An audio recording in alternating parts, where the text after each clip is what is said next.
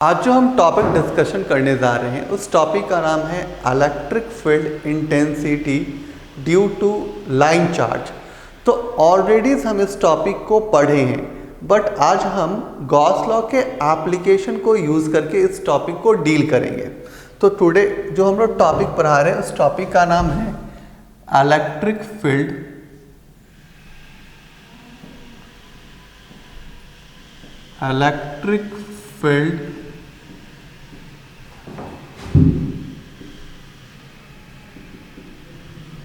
Intensity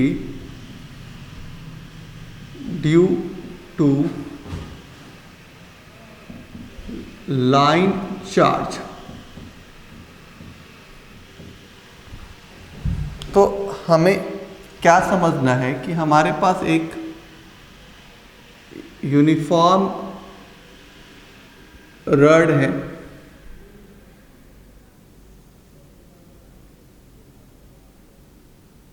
और आप assume कीजिए इस पे पॉजिटिव चार्ज है, इस पे यूनिफॉर्मली पॉजिटिव चार्ज डिस्ट्रीब्यूटेड है।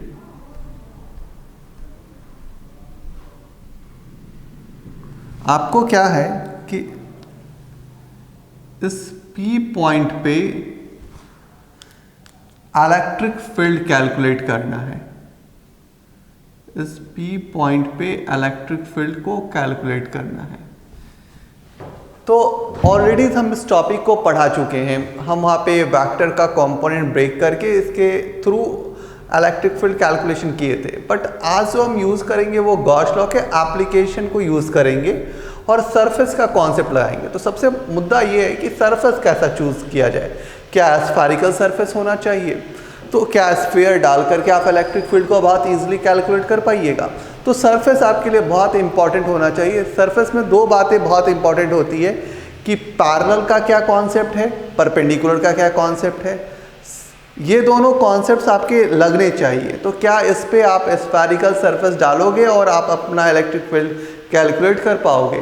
तो आपका स्फेरिकल सरफेस हो जाएगा तो कॉम्प्लिकेशन बहुत बढ़ जाएगा। तो आप ऐसा सरफेस चूज़ कीजिए जो आपके इलेक्ट्रिक फील्ड के कॉन्सेप्ट को थोड़ा क्लियर कर पाए। तो आज जो हम लोग यूज़ करेंगे वो गॉस लॉ के एप्लीकेशन को अप्लाई करेंगे, उनके कॉन्सेप्ट को एनालाइज करेंगे और उनको मैथमेटिकली लिखेंगे। तो आप देखिएगा कि इसको कैसे हम लोग डील करते हैं। तो आप देखिएगा कि हमारे पास एक वायर है, इस वायर पे पॉजिटिव चार्ज डिस्ट्रीब्यूटेड है। तो इस पे पॉजिटिव चार्ज डिस्ट्रीब्यूटेड है।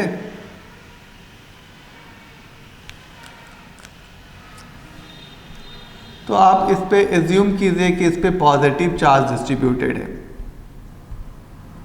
दैट मीन कि चार्ज पर यूनिट लेंथ सेम है। आपके लिए यहाँ पे जो सरफेस चूज करना है वो हम सिलेंड्रिकल सरफेस चूज कर रहे हैं। तो हमने एक सिलेंड्रिकल सरफेस चूज किया।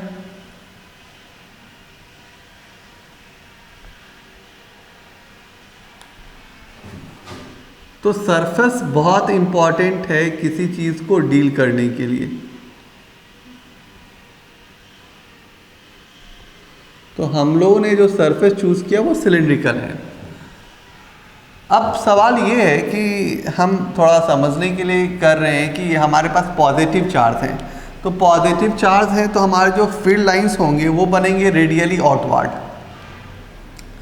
अब आप देखिएगा कि हमने एक सिलेंड्रिकल सरफेस चूज़ किया है। मैंने थोड़ा फिगर को थोड़ा और भी करते, थोड़ा क्लियर करते कि ये हमारे पास एक लाइन है और इसमें पॉजिटिव चार्ज है और हमने यहाँ पे जो सरफेस चूज़ किया है वो है हमारा सिलेंड्रिकल।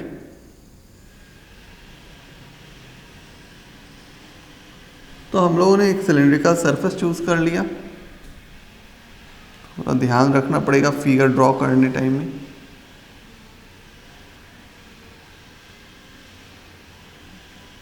हम लोगों ने एक सिलेंड्रिकल सरफेस चूज किया और एज्यूम कीजिए कि इस लाइन पे पॉजिटिव चार्ज है। मैं थोड़ा स्ट्रेट ले लेता हूं तो ज़्यादा थोड़ा क्लियर हो पाइएगा आप।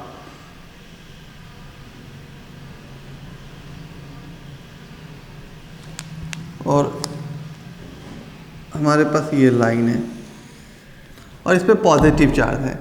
तो फील्ड लाइंस जो बनेंगे वो किधर बनेंगे, जो भी फील्ड लाइंस बनेंगे वो बनेंगे रेडियली आउटवर्ड, जो भी फील्ड लाइंस बनेंगे वो रेडियली आउटवर्ड बनेंगे।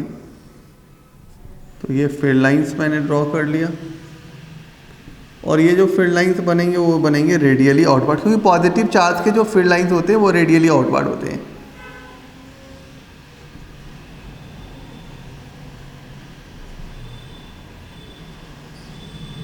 तो मैं इसको ड्रॉ कर लूँ पहले फील्ड लाइंस को।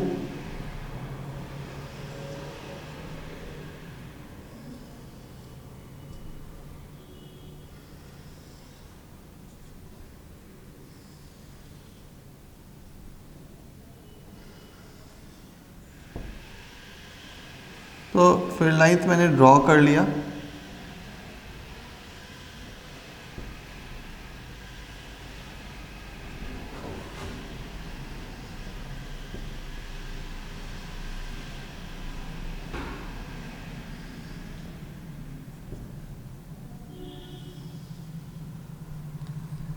मैंने फील्ड लाइंस ड्रॉ कर लिया।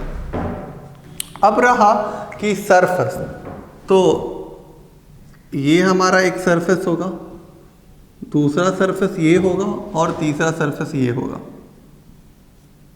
और आपको पता है कि आप सरफेसेस को स्मॉल पैचेस में ब्रेक कर लीजिए, तो हम लोगों ने स्मॉल पैचेस में सरफेसेस ले लिया।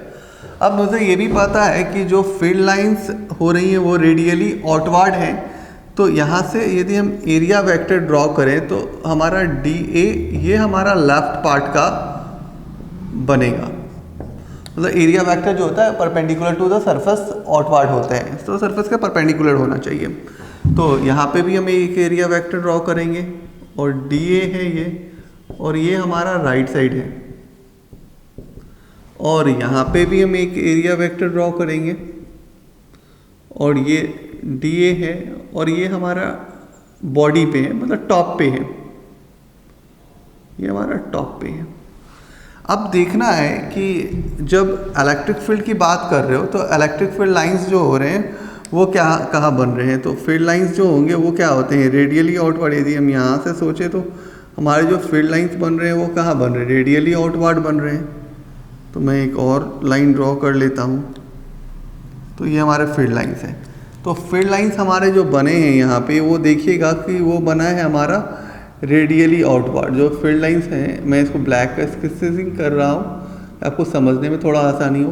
तो ये हमारा लाइंस बना है रेडियली आउटवर्ड। यदि हम यहाँ पे फील्ड लाइंस की बात करें तो ऑब्वियसली बात है कि फील्ड लाइंस जो होंगे वो क्या होने, फील्ड लाइंस तो इनके रेडियली आउटवर्ड बनेंगे। जैसे ये फील्ड लाइंस हैं तो इनके रेडियली आउटवर्ड है, पॉजिटिव चार्ज है इसलिए। तो हम इसको थोड़ा ब्लैक स्केचिंग करते हैं कि आपको ज़्यादा अच्छे से समझ में आ जाए। तो ये हमारा फील्ड लाइंस बना किधर, रेडियली आउटवर्ड। तो हमारा अब यहाँ पे चेक करो तो एंगल की बात करोगे तो यहाँ पे एंगल कितना बन रहा है, 90 डिग्री। यहाँ पे एंगल कितना बन रहा है, 90 डिग्री। और यहाँ पे एंगल कितना बनेगा, यदि इलेक्ट्रिक फील्ड का डायरेक्शन इधर है तो एंगल बनेगा 0 डिग्री। अब सरफेस की बात तो हो गई। अब आप मैथमेटिकली लिखिए तो आपको पता है कि जो फ्लक्स होता है क्लोज इंटीग्रल फ्लक्स फाई जो है वो equal to close integral E dot D A होता है। और अब आपको ये सोचना है कि आपके पास किस तरह से बात करनी है। तो flux phi equal to close integral E dot D A. और पहली बार में डी ए की बात होगी तो आप क्या बात करोगे, लेफ्ट की बात करो। तो D E left plus close integral E dot D ए। अब आप किसकी बात करो, उस टॉप पे बात करो जो आपका फेस पे, टॉप फेस पे है वहाँ पे। और थर्ड टर्म आपका होगा close integral E dot D ए।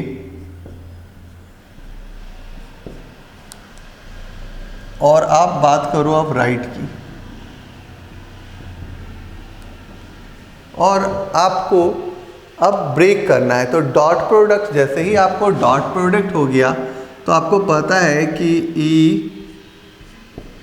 डॉट डी ए जो होता है वो होता है E cos theta D A. अब इसका डॉट प्रोडक्ट हम यदि ब्रेक करें तो फ्लक्स फाई इक्वल टू क्या लिखेंगे, E cos theta D A. तो हम लिखेंगे E cos theta D A,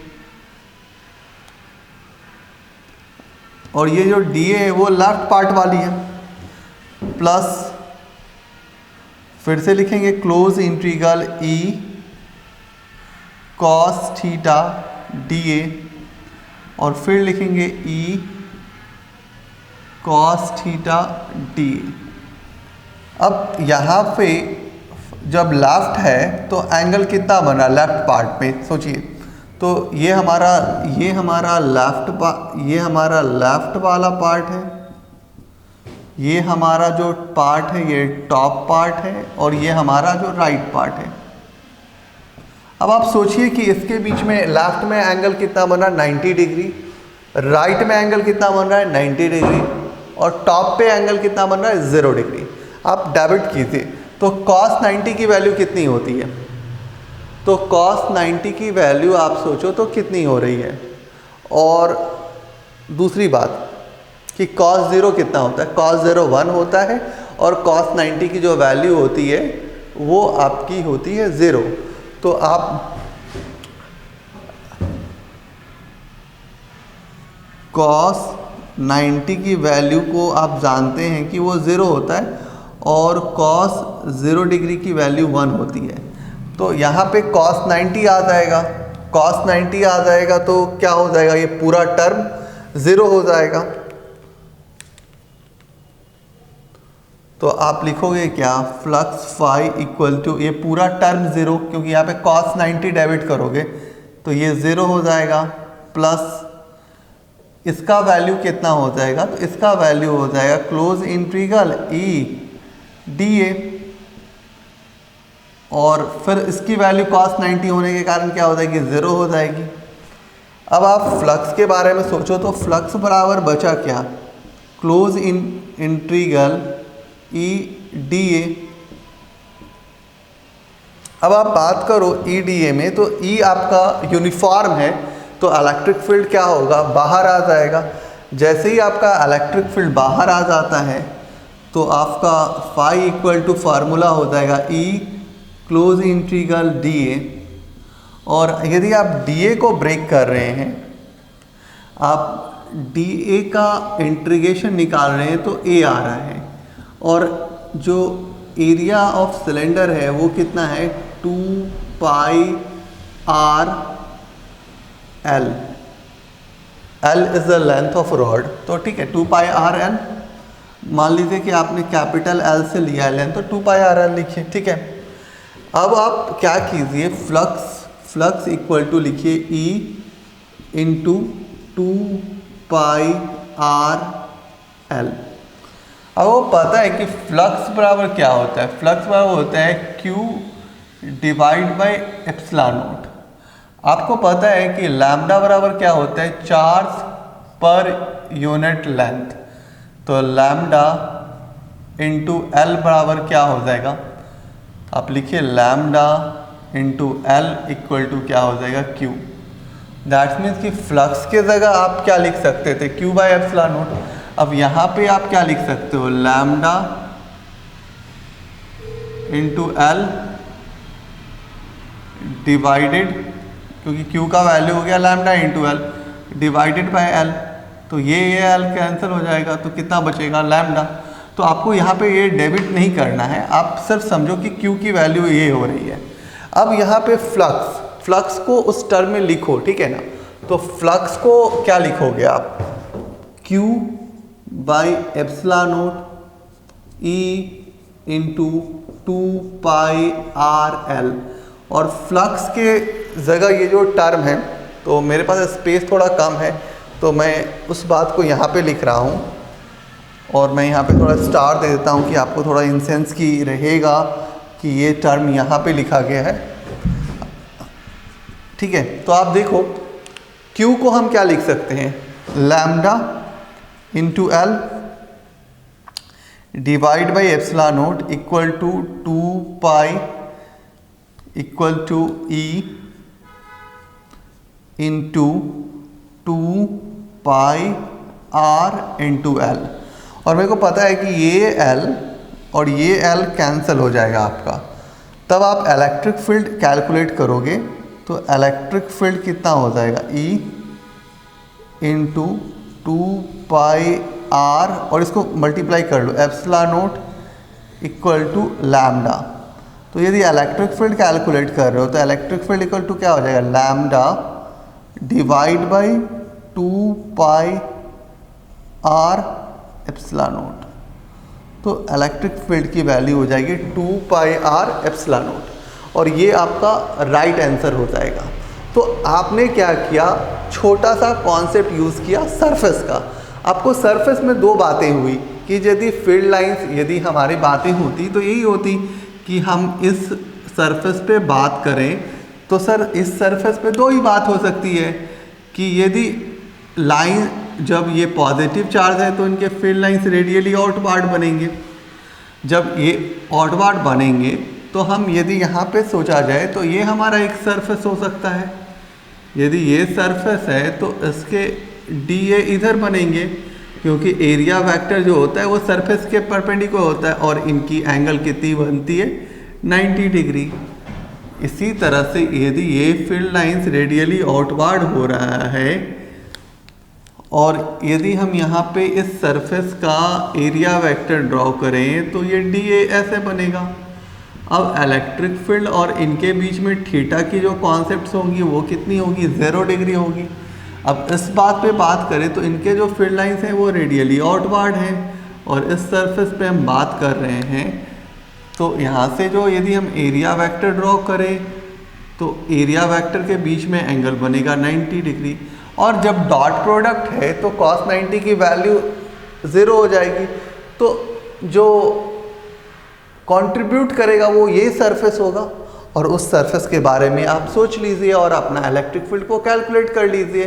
तो it is a easy part कि आप कैसे कैलकुलेट करते हैं। तो आपका विजन थोड़ा क्लियर हो तो आप सरफेस सही चूज़ करें तो किसी का भी इलेक्ट्रिक फील्ड आप कैलकुलेट कर सकते हैं, ठीक है।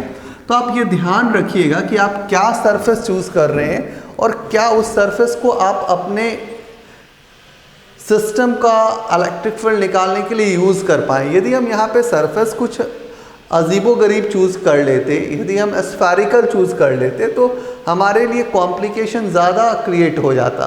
तो आज के लिए आप ये समझ लिए कि गॉस लॉ को कैसे अप्लाई करना है, ठीक है। और ये भी क्लियर रहिएगा कि ये लाइन चार्ज है, इसका मतलब कि इस पे जो यूनिफॉर्म चार्ज डिस्ट्रीब्यूशन है, जो हमारा चार्ज का डिस्ट्रीब्यूशन है, चार्ज पर यूनिट लेंथ जो है वो सेम है।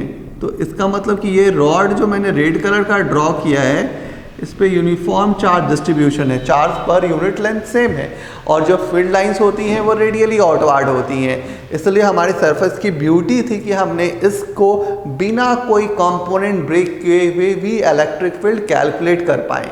तो आज के लिए थैंक यू। आप इसका एक स्क्रीनशॉट लीजिए, ये बहुत इंपॉर्टेंट क्वेश्चंस है। कभी कभी ये डायरेक्टली सवाल रहती हैं कि आप इलेक्ट्रिक फील्ड की इंटेंसिटी एक लाइन चार्जेस पे निकालिए और कभी कभी ऐसा भी रहता है कि विदाउट गॉस लॉ निकालिए। तो विदाउट गॉस वाले में आप वही वेक्टर वाला कंपोनेंट यूज वाला कीजिए और यदि गॉस लॉ के थ्रू निकालना है तो आप इसको यूज़ कीजिए। आज के लिए थैंक यू।